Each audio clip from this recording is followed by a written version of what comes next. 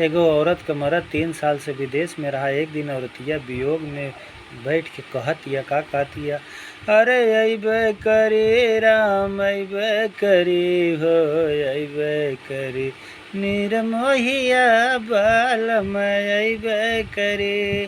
4 महीना गर्मी के दिनवा, 4 महीना गर्मी के दिनवा, रस रस बनिया डलैबे करी राम अइबे करी निर्मोहिया बालम अइबे करी।